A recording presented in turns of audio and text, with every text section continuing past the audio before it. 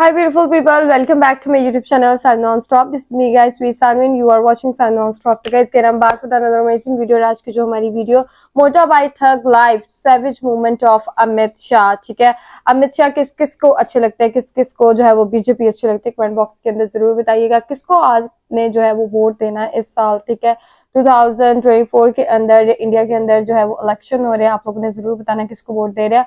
और अमित शाह के जो है वो एटीट्यूड स्टेटस आज हम लोग देखेंगे, इनकी ठग लाइफ के बारे में देखेंगे। तो फटाफट से वीडियो करते हैं स्टार्ट। लेकिन उससे पहले गाइस, अगर आप लोग ने मेरे चैनल पर अगर अभी तक आप लोगों ने मेरे चैनल को सब्सक्राइब नहीं कर रखा है, फटाफट से जल्दी जल्दी मेरे चैनल को सब्सक्राइब कीजिएगा, वीडियो को लाइक शेयर भी कीजिएगा। तो let's start the video guys. देश के गृह मंत्री और दुनिया की सबसे बड़ी पार्टी के अध्यक्ष, जोरदार तालियों के साथ स्वागत कीजिए श्री अमित शाह का। चलो भाई, शुरू हो गया ठग लाइफ। सबसे पहली बात है कि इस देश का विभाजन कभी भी धर्म के आधार पर नहीं होना चाहिए था। मगर एक कटु वास्तविकता, कटु सच है कि इस देश का विभाजन धर्म के आधार पर हुआ। बंटवारा धर्म के आधार पर नहीं होना चाहिए था, मगर कांग्रेस ने बंटवारे की डिमांड को सरेंडर किया और इस देश का विभाजन धर्म के आधार पर हुआ। और पाकिस्तान के प्रधानमंत्री ने स्टेटमेंट किया था, हम दलितों को नहीं जाने देंगे, पाकिस्तान में साफ सफाई कौन करेगा। और उस वक्त कांग्रेस के प्रधानमंत्री चुप रहे थे। उसी दिन सबको लाने की जरूरत, इनके भरोसे छोड़ने की जरूरत नहीं। मेरे लाला तू निकाला, मेरे वजह से तेरे पे गिरेला है ये उजाला, मारा तला मेरा छोटू। पूरा देश से महिलाएं आती हैं, काम करती हैं, सिंदूर लगा के घूमती हैं, साथ ही साथ वो चूड़ियां पहनती हैं, काम करती हैं। वो कैसे प्रूफ करोगे कि इनमें जेन्युइनली हिंदू कौन है, मुसलमान कौन है? देखिए ऐसा है, ये सारी चिंता आप सरकार पे छोड़ दो, हम कर लेंगे। भाई एंकर की उन्होंने कहा मुसलमानों से नफरत क्यों है? हमें कोई नफरत नहीं है। मैं आपको कहता हूं जनाब, आप नफरत खड़ी मत करना, मेहरबानी कर दीजिए। साहब ने अभी कहा कि एनआरसी का बैकग्राउंड बना रहे हैं। एनआरसी का कोई बैकग्राउंड बनाने की जरूरत नहीं है। हम इस पर बिल्कुल साफ है कि इस देश में एनआरसी होकर रहेगी। कोई बैकग्राउंड बनाने की जरूरत नहीं। बैकग्राउंड है ही हमारा घोषणा पत्र ही बैकग्राउंड।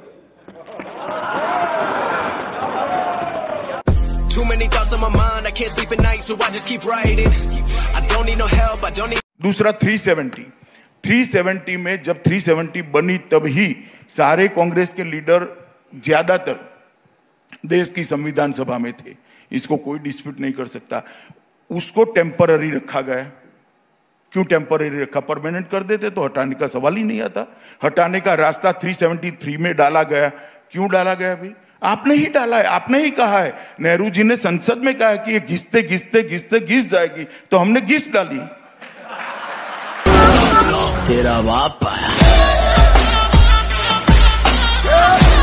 9 फरवरी को क्या था? देश की आजादी के दिन था, गणतंत्र दिन था, जेएनयू की स्थापना दिन था। क्या था जरा बताओ तो मुझे, क्या था? नहीं, क्योंकि नहीं 9 फरवरी को क्या था पहले ये बताइए। मैं बताता हूँ। कुछ छात्रों ने आके नारे लगाए। 9 फरवरी को क्या था? की बात की। 9 फरवरी को क्या था? अफजल गुरु की सालगिरह। अफजल गुरु की फांसी के दिन पर इकट्ठा होना इट सेल्फ देशद्रोह है। अब सुनो।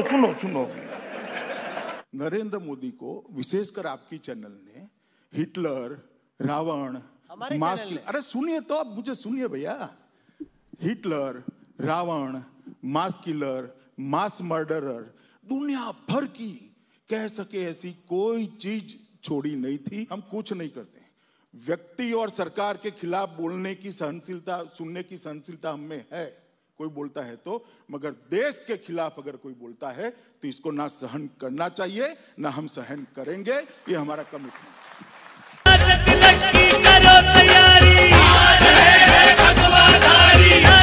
गांधी जेएनयू गए, आपने कहा कि बहुत गलत किया। आपके जी मैं मानता हूं। कुछ लोगों ने कहा कि वो तो देशद्रोही है। राहुल गांधी जेएनयू गए, उसको मैं गलत नहीं मानता हूं। राहुल गांधी जी ने वहां जाकर भाषण किया कि कुछ लोग नारों के रेफरेंस में, कि कुछ लोग आपकी आवाज को दबाना चाहते हैं, कुछ लोग फ्रीडम ऑफ एक्सप्रेशन को सप्रेस करना चाहते हैं। मैं इसके खिलाफ बोला हूं।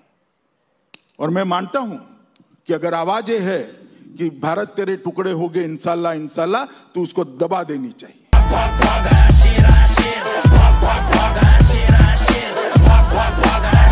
राजा साहब बोल रहे थे, क्यों खड़े नहीं हुए? उन्होंने काफी इतनी सारी बातें की और रूल्स के हिसाब से नहीं, हम आराम से सुनते रहे। सुनने की भी आदत डाली ओवैसी साहब, इस तरह से नहीं चलेगा, सुनना पड़ेगा। प्लीज डरने का सवाल नहीं है अध्यक्ष महोदय, मैंने डरने की कोई बात ही नहीं करी है। डर जहन में पड़ा है तो मैं क्या कर सकता हूँ?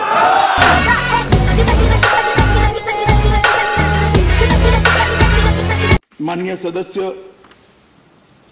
दिग्विजय सिंह ने, मैं उनकी गुस्सा समझ सकता हूं, अभी अभी चुनाव हार कर आया तो स्वाभाविक रूप से गुस्सा पड़ा होगा, यहां निकलना भी चाहिए, ठीक है निकल जाए।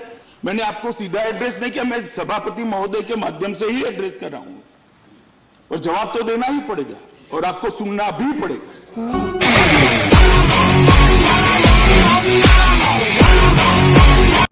जब मैं जम्मू और कश्मीर बोलता हूं तो पीओ को इसके अंदर ही आता है।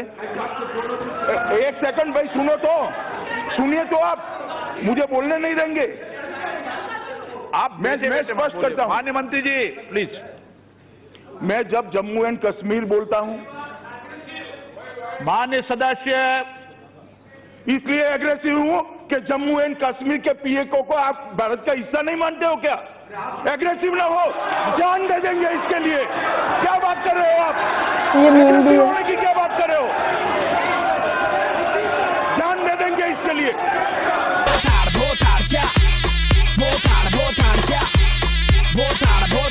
ऐसी है कि मेरा सीट नंबर 462 है और 461 में माननीय श्री फरूक अब्दुल्ला जी बैठते हैं और वो जम्मू कश्मीर से चुन के आए हैं और उनकी आवाज़ ही आज सुनाई नहीं दे रही है। एक्चुअली आप मुझे पूछे तो ये हमेशा हिस्ट्री में एक अधूरा डिबेट रहेगा। श्योर। मैं सदन को अवगत कराना चाहता हूं, फारूक अब्दुल्ला जी को ना डिटेन किया गया है, ना अरेस्ट किया गया है, अपनी मर्जी से अपने घर पर है। ठीक है, उनकी तबीयत ठीक नहीं है, फॉर द रिकॉर्ड। तबीयत मैं ठीक नहीं कर सकता, डॉक्टर कर सकता है। बात तो सही है। मेरे स्पष्टीकरण के बाद भी बहुत सारे सदस्य कह रहे हैं फारूक साहब नहीं है, इसका दुख है, नहीं है। फारूक साहब है और अपने घर में है, स्वतंत्र है, वो यहाँ आना नहीं चाहते तो मैं जबरदस्ती नहीं ला सकता। इस तरह से आप पिछले 6 महीने से राजनीति कर रहे हो, 2014 से आपका ग्राफ रहा है। मैं बचपन से ही ऐसे राजनीति करता हूँ, मैं नहीं बदलता। बचपन से नहीं कर रहे वो राजनीति। मोदी जी को सफल बनाने में आपने पूरी ताकत लगाई हुई है, इसमें तो कोई दो राय हो ही नहीं सकती। लेकिन मेरा सवाल अमित शाह जी आपसे ये है कि क्या आप अपने आप को एक दिन, जब भी वो दिन आए, भारत के प्रधानमंत्री के तौर पे तेल को निचोड़ोगे तेल नहीं निकलेगा, प्रयास छोड़ दो। कभी ना कभी तो सोचते ही होंगे, जब होम मिनिस्टर बन ही गए हैं तो फिर नहीं, मेरी तो लॉजिकल ही है। मेरी पार्टी सोचेगी ना भैया, आप काहे को इतना कष्ट कर रहे हो? बेटा तू पीछे रह, हमारी पार्टी देखेगी। नागरिकता एक केंद्र का विषय है, केंद्र का कानून है। जब देश की दोनों संसद के दोनों सदन इसको पारित करते हैं, वो सारे देश को अप्लाई होता है। किसी को मैं नहीं करूंगा, नहीं करूंगी, ऐसा कोई अधिकार नहीं है। ये हो चुका है और पूरे देश के लिए। नहीं, पर पुलिस उनके पास है, प्रशासन आपके साथ। अगर ममता बनर्जी नहीं करेंगी तो पश्चिम बंगाल में क्या होगा? ये आप थोड़ा समय जाने दीजिए ना, मैं भी हूं और आप भी हैं। मेरे पापों का हिसाब आया। आपसे उम्मीद रखती है, इसीलिए आपको 303 देश की जनता हमसे, पार्टी विद द डिफरेंस आप हैं, इसलिए सवाल आपसे पूछे जाएंगे। देश की जनता आपसे उम्मीद रखती है कि आप भी कांग्रेस से कड़े सवाल करो। देश की जनता को हम भी तो मिलते हैं ना राहुल, हम भी जानते हैं देश की जनता आज तक के लिए क्या पूछती है। ऐसा नहीं है भाई, हमारा भी संवाद है जनता से। उम्मीद करती है ऐसा ठेका सिर्फ आपके पास नहीं है कि जनता आपसे ही कान में आकर सब कह जाए और हमें न कहे। हमें कहती है इतनी क्यों पार्शालिटी करते हैं, इसलिए मैंने बता दिया आज आपको।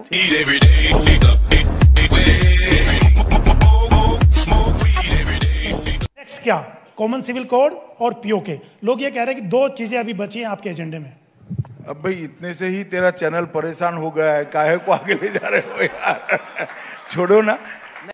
अच्छी थी यार। अमित शाह के बहुत ही सैवेज किस्म के उनके रिप्लाईज थे और बहुत भाई वो सीधी बात नो बकवास करके करते हैं, ठीक है। और एंकर ने जो है वो इधर उनको काफी चीजें जो है वो बोलने पे मजबूर करा। उन्होंने कहा बेटा मेरी पार्टी है वो देखेगी, तू टेंशन मत ले, ठीक है ठीक है।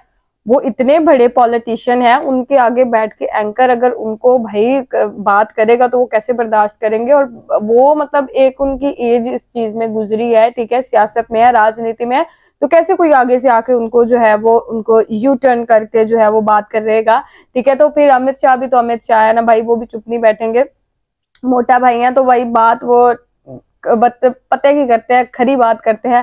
तो गाइज आप लोगों को आज की वीडियो कैसी लगी कमेंट बॉक्स के अंदर जरूर बताइएगा। चैनल को सब्सक्राइब, वीडियो को लाइक शेयर जरूर दीजिएगा। तो चलेगा गाइज, मिलते हैं नेक्स्ट वीडियो के अंदर। Bye bye.